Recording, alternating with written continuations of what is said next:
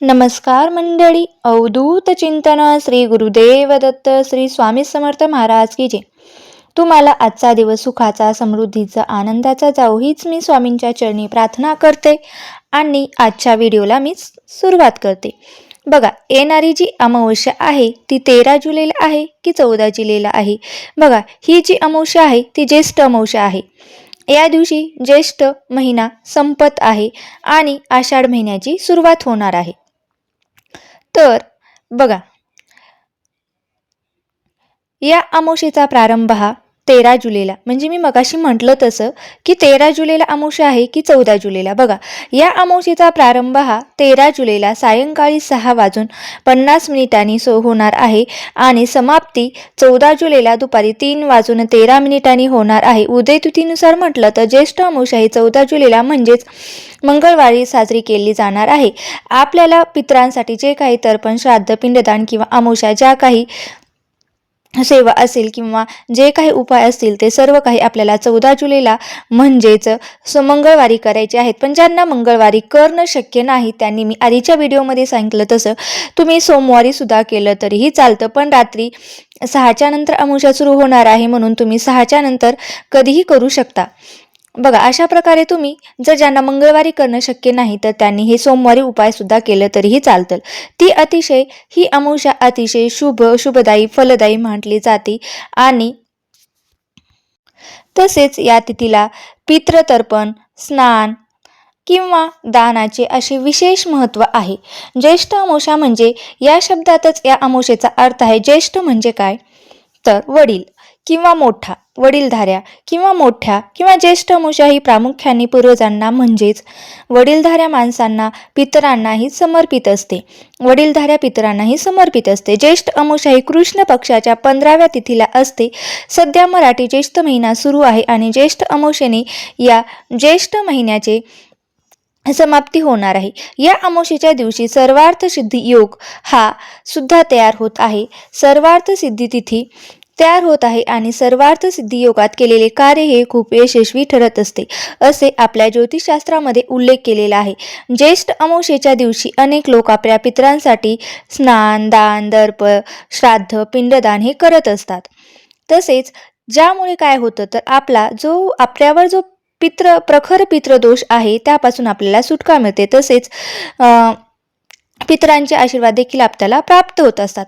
आता काही ठिकाणी ज्येष्ठ अमावस्येच्या दिवशीच वटसावित्री जे आहे ते करण्याची परंपरा आहे. आपल्याकडे या ज्येष्ठ महिन्यातील पौर्णिमेला वटपौर्णिमेचं व्रत केलं जातं, पण बऱ्याच ठिकाणी बघा ज्येष्ठ अमावस्येला वटसावित्रीचे व्रत केले जाते. म्हणून या दिवशी सुवासिनी स्त्रिया ज्या असतात ना त्या काय करत असतात बघा, आपल्या पतीच्या दीर्घ आयुष्यासाठी वडाच्या झाडाची पूजा करत असतात. आता या ज्येष्ठ महिन्यामध्ये अमावस्येचा प्रारंभ सोमवारी म्हणजेच 13 जुलैला होत असल्यामुळे या अमावस्येला आपल्याला काय करायचं आहे तर सोमवती अमावस्या म्हणून देखील आपण याला ओळखले जातो. जसं मी तुम्हाला आधीचा एक व्हिडिओ टाकला आहे की सोमवती अमावस्येला कोणते उपाय करायचे आहेत, तसेच म्हणून हिला आपण सोमवती अमावस्या म्हणून देखील ओळखलं जातं आणि हा अतिशय दुर्मिळ योग मानला जातो. या ज्येष्ठ अमावस्येच्या दिवशी स्नानाला अनन्यसाधारण महत्त्व दिलेलं आहे. ज्येष्ठ अमावस्येच्या दिवशी ज्येष्ठ महिना हा संपून पुन्हा आषाढ महिना सुरू होत असल्यामुळे आषाढ महिना हा जो आहे तो अत्यंत शुभ आणि पवित्र मानला जातो. म्हणून ज्येष्ठ अमावस्येच्या स्नानाला विशेष महत्त्व दिलं जातं. या दिवशी बरेच जण पवित्र गंगेवरती स्नान करायला जात असतात, अंघोळ करत असतात. पवित्र तीर्थक्षेत्री जाऊन अंघोळ केल्याने, स्नान केल्याने अनंत पुण्याचीही प्राप्ती होत असते. जीवनातील सर्व अडचणी दूर होतात, परंतु सर्वांनाच या दिवशी पवित्र स्नान करणं शक्य होत नाही. त्यांनी काय करायचं आहे बघा, तीर्थक्षेत्री जाऊन स्नान करणं हे प्रत्येकांना शक्य नाही, कारण आता धावपळीच्या युगामध्ये हे प्रत्येकांना शक्यच नाही. त्यामुळे ज्यांना शक्य आहे त्यांनी जाऊन करू शकतात, पण ज्यांना शक्य नाही म्हणून आपल्याला काय करायचं आहे तर मंगळवारी या ज्येष्ठ अमावस्येच्या दिवशी घरच्या घरीच आंघोळीच्या पाण्यामध्ये आपल्याला ही एक गोष्ट टाकायची आहे किंवा एक वस्तू टाकायची आहे. ही वस्तू टाकल्याने आपल्याला पवित्र गंगेवरती स्नान केल्याचं पुण्य हे प्राप्त होत असतं. जीवनातील शत्रू नष्ट होऊन 7 पिढ्यांचा प्रखर पितृदोष हा संपत असतो किंवा दूर होत असतो. आपल्या कुटुंबावर कधी वाईट विघ्न, संकट, अडचणी येणार नाहीत. तसेच हे स्नान केल्याने तुमची प्रत्येक इच्छा, मनोकामना ही पूर्ण होईल. अशी कोणतीही वस्तू आहे जी आपल्याला ज्येष्ठ अमावस्येच्या दिवशी सकाळी अंघोळीच्या पाण्यामध्ये आपल्याला टाकायची आहेत. हा उपाय कसा करायचा याबद्दलची संपूर्ण माहिती या व्हिडिओमध्ये मी तुमच्यासोबत तुम्हाला शेअर करणार आहे. त्यामुळे तुम्हाला काय करायचं आहे तर व्हिडिओ स्किप न करता शेवटपर्यंत नक्की ऐकायचा आहे, जेणेकरून तुम्हाला संपूर्ण माहिती मिळून जाईल. आता जो मी उपाय सांगणार आहे तो आपल्याला कधी करायचा आहे तर बघा, 14 जुलैला म्हणजेच मंगळवारी आपल्याला हा उपाय करायचा आहे. या दिवशी स्नानाला शुभ मुहूर्त असणार आहे. सुमारे पहाटे 4:05 आपल्याला हा शुभ मुहूर्त आहे आणि पहाटे 5 वाजेपर्यंत या स्नानाचा आपण शुभ मुहूर्त आहे. म्हणून आपल्याला काय करायचं आहे तर तुम्हाला शक्य असेल तर याच वेळेमध्ये स्नान करण्याचा जास्तीत जास्त प्रयत्न करा.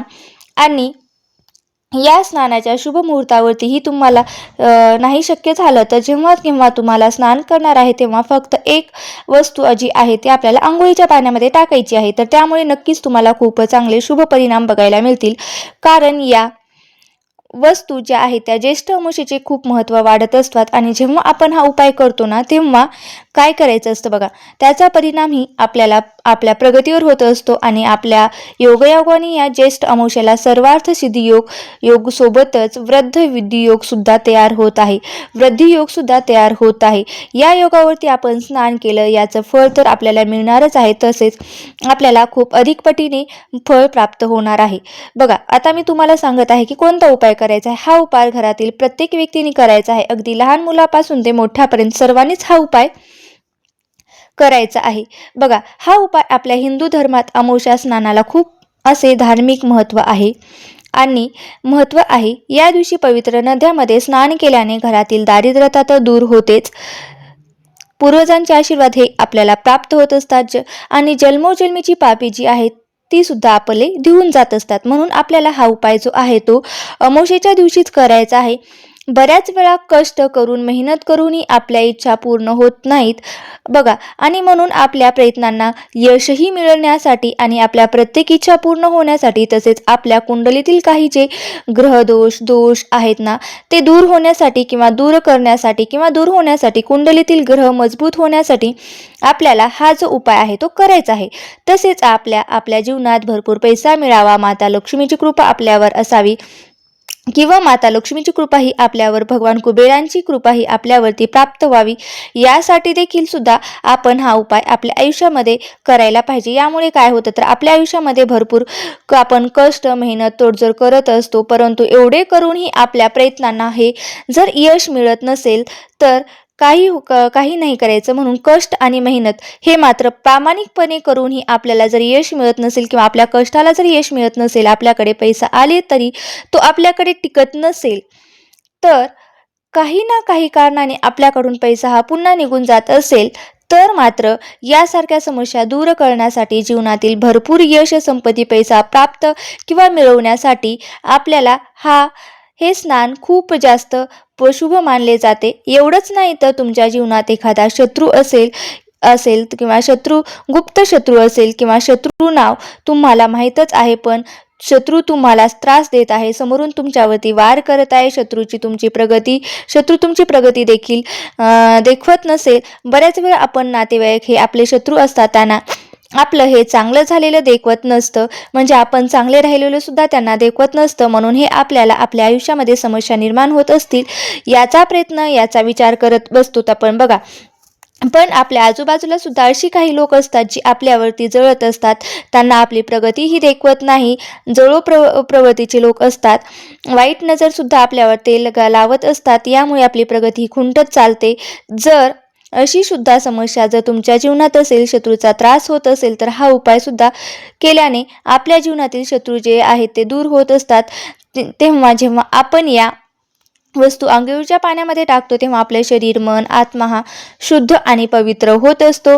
आता आपल्यामध्ये बरेच नकारात्मक ऊर्जा असते किंवा बाहेरच्या नकारात्मक ऊर्जेचा किंवा नजरबाधेचा हा देखील आपल्यावर परिणाम झालेला असतो. म्हणून आपल्याला कोणत्याही अमावस्येच्या दिवशी ज्योतिषशास्त्रानुसार स्नानाला सुद्धा खूप महत्त्व दिलेले आहे.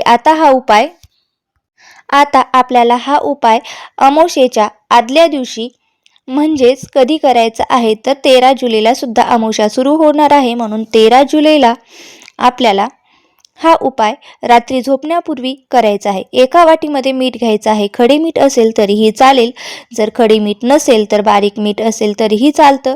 आणि ही मिठाची वाटी जी आहे ना ती आपल्याला आपल्या घरातील प्रत्येक व्यक्तीवरून डोक्यावरून ते खाली पायापर्यंत उतरून घ्यायची आहे.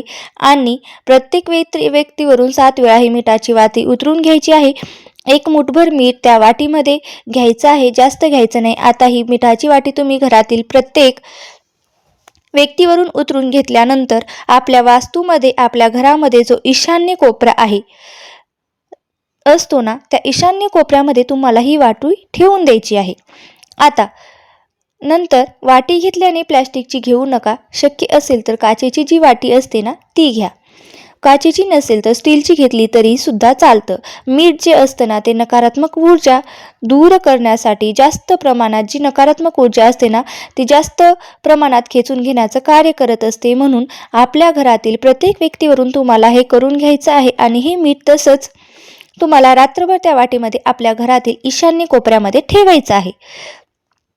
आता दुसऱ्या दिवशी 14 जुलैला अमावस्या आहे, तर या दिवशी सकाळी लवकर उठायचं आहे आणि आंघोळीचं पाणी काढायचं आहे. आणि घरातील प्रत्येक व्यक्तीने जी वाटी आपण मिठाची घेतलेली होती ना, भरून ठेवलेली होती ना, त्यातलं थोडं थोडं मीठ, अगदी चिमूटभर मीठ तुम्हाला आंघोळीच्या पाण्यामध्ये काय करायचं आहे तर टाकायचं आहे. आणि त्यासोबतच 1 चमचाभर गंगाजल सुद्धा तुम्हाला टाकायचं आहे. आता हे टाकून आपल्याला काय करायचं तर बऱ्याच जणांच्या घरामध्ये हे गंगाजल नसतं. परंतु जर गंगाजल नसेल तर तुम्ही गोमूत्र असतं तर ते सुद्धा असेल, तर तुमच्याकडे ते असेल तर त्या दोन्हीपैकी एक तुम्हाला हे पाण्यामध्ये टाकायचं आहे. आणि 1 चमचाभर मीठ टाकायचं आहे. अमावस्येला आंघोळीच्या पाण्यामध्ये गोमूत्र आणि मीठ टाकल्याने तेव्हा आपण तीर्थस्थानाचे फळ सुद्धा मिळत असते. म्हणून ही वस्तू टाकायची आहेत. आणि मीठ हे ऊर्जेचा नकारात्मक ऊर्जा असते ना, हा प्रभाव आहे तो आपल्या शरीरामधून कमी करून घेत असतो. आणि आपल्या शरीराभोवती असलेले नकारात्मक ऊर्जेचे कवच जे असते ना ते सुद्धा नष्ट करायला मदत करत असते. मन आणि शरीरामध्ये सकारात्मक ऊर्जा निर्माण होते. म्हणून मीठ टाकायचं आहे. यासोबतच 1 तुळशीचं पान जे आहे ना ते सुद्धा आपल्याला आंघोळीच्या पाण्यात टाकायचं आहे. बघा, यासोबतच तुळशीचे पान हे अत्यंत पवित्र मानले जाते.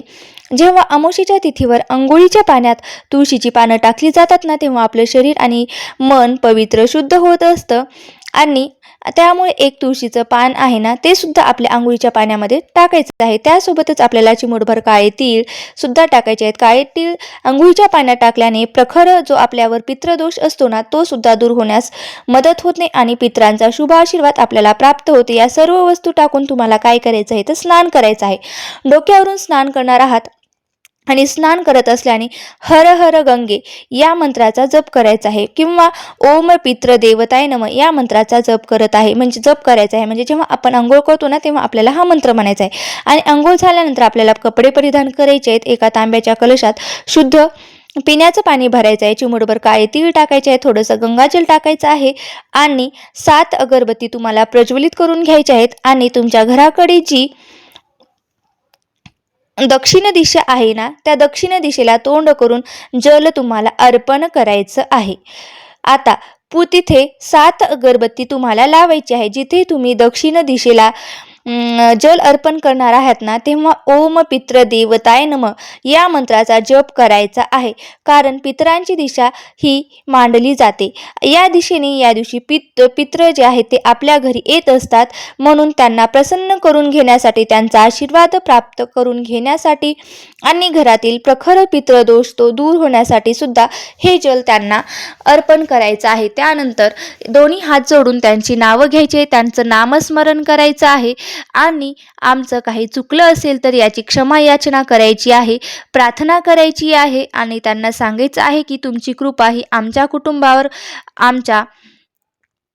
आमच्यावर सदैव राहू द्या, अशी ही प्रार्थना करायची आहे. ज्येष्ठ अमावस्या खास पितरांना समर्पित असते. आपल्या घराला पितृदोष लागलेला असेल तर ते आपल्याला अनेक समस्यांचा सामना करावा लागतो. म्हणून आपल्याला काय करायचं, म्हणून आपल्या घरात पैसाही टिकत नाही, सतत वादविवाद क्लेश होत असतात, मुलांची प्रगती होत नाही, मुलांना वाईट व्यसन लागतं, उद्योग व्यवसाय जो आहे तो चांगला चालत नाही, यासारख्या अनेक समस्या या आपल्या घरात पितृदोष असल्यामुळे येत असतात. म्हणूनच आपल्याला हा उपाय जो आहे तो करायचा आहे. या ज्येष्ठ अमावस्येच्या दिवशी अशा पद्धतीने स्नान केल्याने अखंड सौभाग्य आणि अखंड वैवाहिक जीवन जे आहे ते त्याचा आशीर्वाद सुद्धा आपल्याला प्राप्त होत असतो. तसेच या दिवशी शक्य झालं तर स्नान केल्यानंतर गरजू व्यक्तींना अन्न, वस्त्र, काळे तीळ दान करायचे आहेत. याचे सुद्धा विशेष महत्त्व आहे. ही अत्यंत महत्त्वाची माहिती मला तुमच्यापर्यंत शेअर करायची होती. तुम्हाला जर हा व्हिडिओ आवडला असेल तर नक्की लाईक करा, शेअर करा आणि चॅनलवरती नवीन असाल तर सबस्क्राईब करायला विसरू नका. धन्यवाद. श्री स्वामी समर्थ. जय जय स्वामी समर्थ.